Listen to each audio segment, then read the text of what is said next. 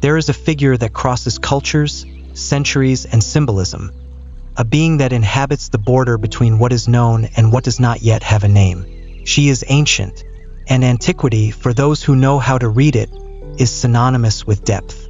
Today she is watching two flasks, one full, one that has been emptying, and the moment she disconnects the tube is not abandonment. It is the first gesture of real care. There is a simple physics to human relationships that is rarely stated this clearly. You cannot give what you do not have, and continuing to try is not generosity. It is dissolution. Today the question we brought is this, and it may be uncomfortable, and that is all right. What if the actions that seem most selfish are exactly what your mental health is asking for? Let's enter this idea carefully. Have you ever ended a day completely exhausted, without having done anything for yourself?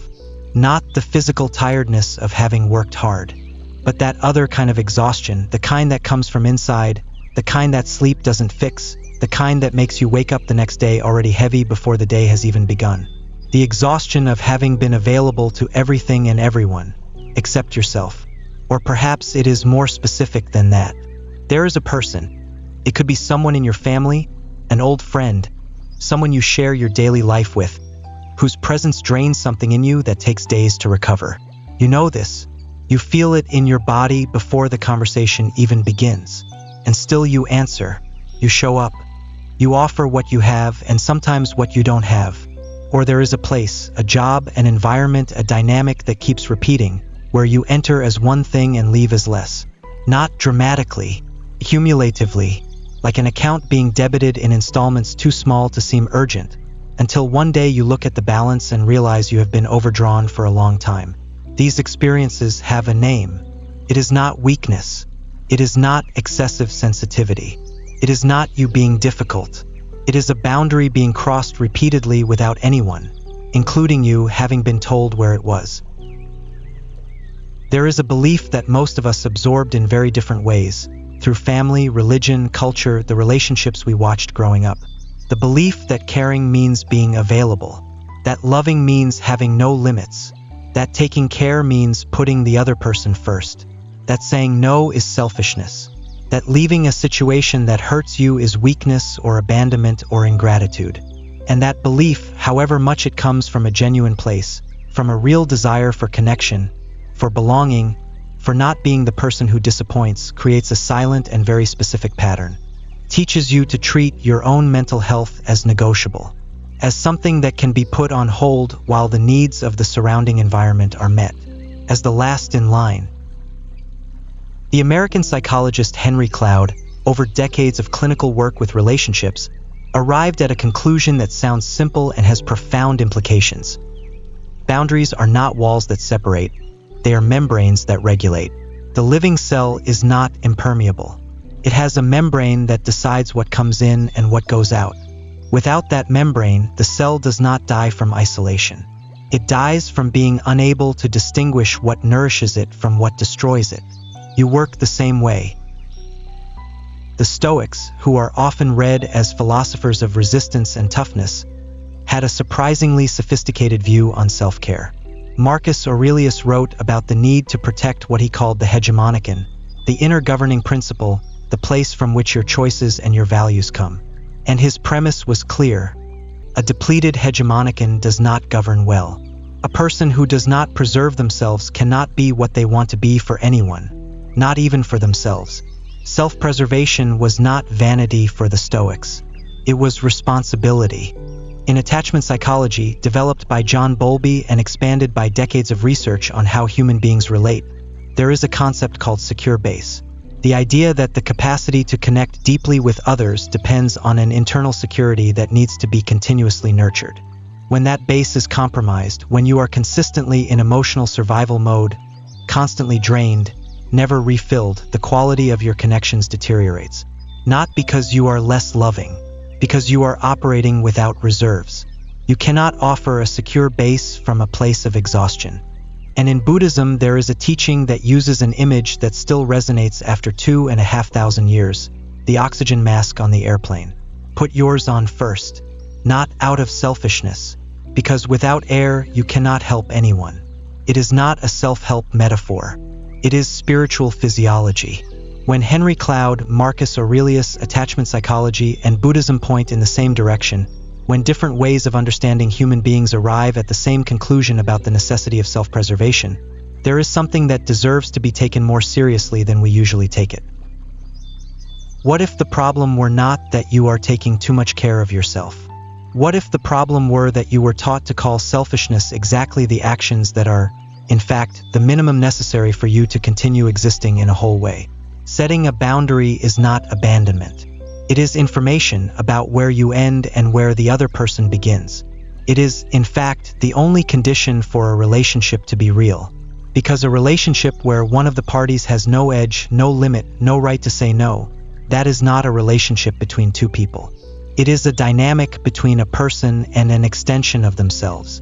Prioritizing yourself is not narcissism. It is hygiene. It is the practice of recognizing that you are also a person with legitimate needs, and that those needs do not need to be justified to everyone, negotiated with everyone, or placed second every time the surrounding environment asks. Leaving the scene, a conversation that drains you, an environment that corrodes you, a pattern that keeps repeating without changing, is not weakness. It is one of the most courageous acts there is, because it goes against everything we were taught about persistence, about loyalty, about not giving up. And yet sometimes it is the only movement that saves what can still be saved, including you. And asserting yourself, saying what you need, stating what you will not accept, occupying the space that is yours without apologizing for it, is not aggression. It is presence. It is the refusal to make yourself smaller so that others can feel larger. There is an enormous difference between selfishness and self-preservation, and that difference is rarely taught clearly. Selfishness is when you use others as instruments for your own benefit. When your need for comfort justifies harming those around you. Self-preservation is when you recognize that without taking care of yourself, you have nothing real to offer anyone. That your mental health is not a luxury.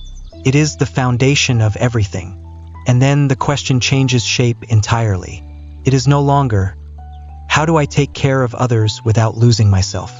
It becomes, what do I need to do? Even if it seems selfish, even if it creates discomfort, even if it disappoints someone, so that I am still whole tomorrow? That question has different answers for each person. And they are rarely dramatic. They rarely involve great ruptures or declarations. Almost always they are small and consistent gestures. Not answering a call when you have nothing to give. Leaving a conversation that has become a cycle. Sleeping instead of staying available. Saying no without a 3-paragraph explanation. Things so small they seem insufficient, and that, added up day after day, are exactly what rebuilds the flask that was emptied. Every serious spiritual tradition arrived at a version of the same perception about self-care. And none of them, not one, taught that total emptying is virtue. Christian mysticism speaks about the concept of ordered self-love. The idea that love for oneself is not the opposite of love for one's neighbor. It is its condition. Augustine of Hippo, one of the most influential thinkers in the Christian tradition, wrote that you cannot love your neighbor as yourself if you do not know what it means to love yourself. That neglect of self is not humility.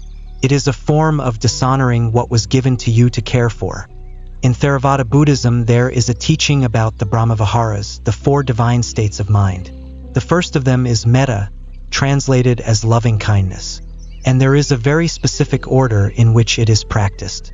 You begin with yourself, not because you are more important than others, but because without first rooting loving kindness in yourself, what you offer others is a performance, not a real emanation. Compassion that begins from the outside in exhausts. Compassion that begins from the inside out sustains. In Native American tradition, there is a concept called medicine, which does not translate as medicine in the modern sense, but as the vital force specific to each being. Each person has a unique medicine, a set of gifts, of energy, of presence that only they can offer to the world. And the wisdom of the traditions that worked with this concept was clear. When you do not protect your medicine, when you allow it to be drained, dispersed, used without renewal, you do not only lose. The world loses, because what only you can offer disappears with you. Protecting your energy is not selfishness. It is responsibility toward what is unique in you. Rumi, who wrote about love with a generosity few have equaled, also wrote about the limits of what can be given. He spoke about how the vessel that tries to serve beyond its capacity does not serve well. It spills, it wastes, it arrives empty when it is most needed, and that the vessel that is cared for, that is refilled, that has its integrity preserved, that is the one that can be truly useful when the moment calls for it. Not less love. Love that lasts. There is something that reason understands here, and that the body has known for longer. You have probably already felt the moment when you crossed the limit. When you said yes when you should have said no.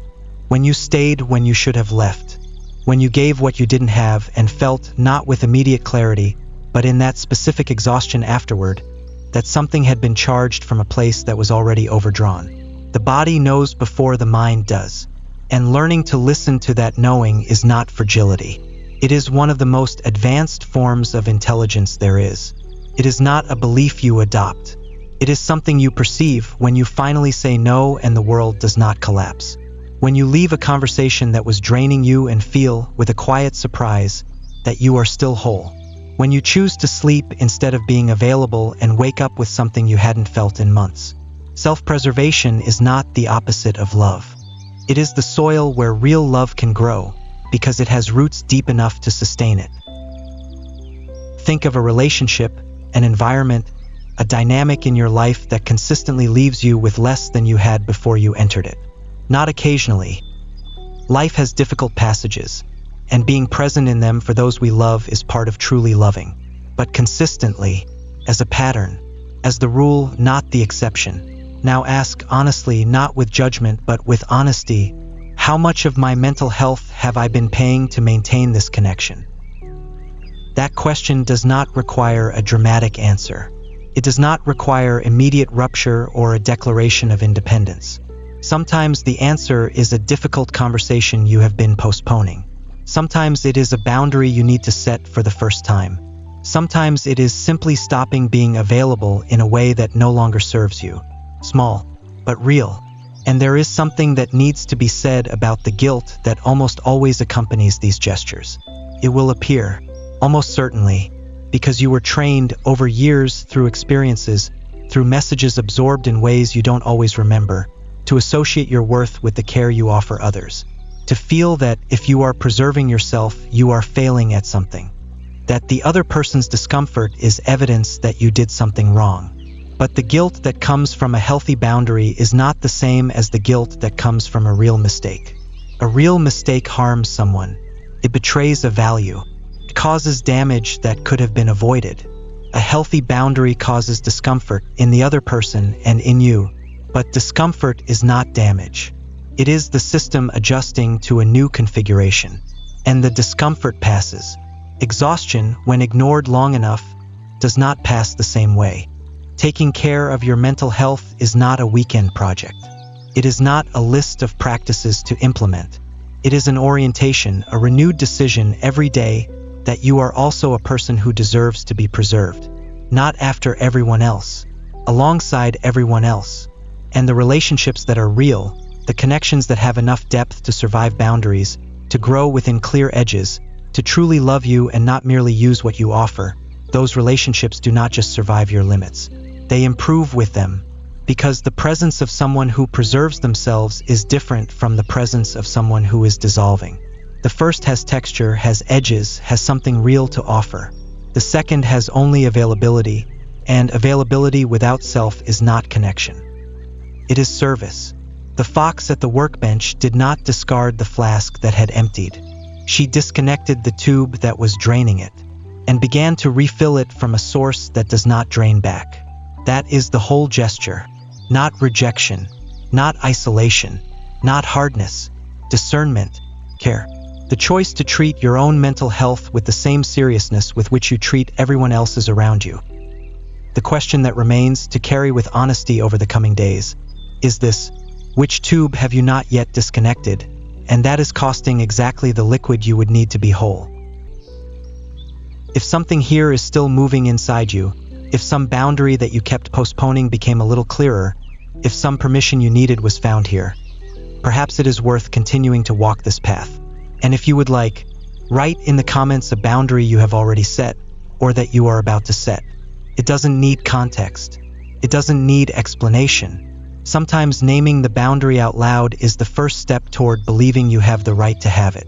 I am certain that what you write will give permission to someone who is exactly where you were, and who needs to know that preserving yourself is not betraying anyone. It is the only way to have something real to offer. No bond should cost you your mental health. None.